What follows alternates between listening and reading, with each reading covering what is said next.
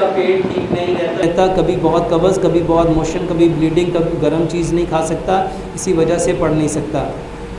اگر کسی کا معدہ خراب ہے، اس کا سب سے بہترین علاج یہ ہے کہ وہ اپنا کھانا مٹی کے برتن میں پکائے، سرسوں کے تیل میں پکائے، چینی کی جگہ گڑ لے، پتھر والا نمک لے، آٹا پتھر کی چکی کا پسا ہوا لے، پانی مٹی کے برتن میں رکھ کے مٹی کے گلاس میں ڈال کے پیے۔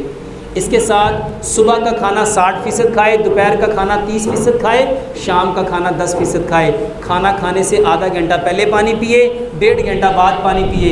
ایک لقمے کو 32 بار چبائے۔ ایک لقمے کو، میرے بھائیوں، جب ایک لقمے کو 32 بار چباؤ گے وہ کھانا کیا بن جائے گا؟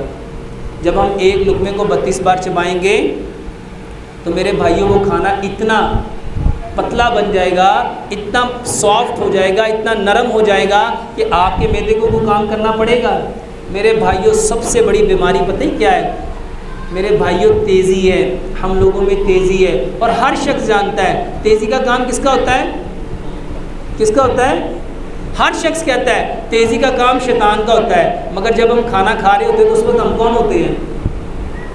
جب ہم پانی پی رہے ہوتے ہیں اس وقت ہم کون ہوتے ہیں؟ جب ہم باتیں کر رہے ہوتے ہیں اس وقت ہم کون ہوتے ہیں؟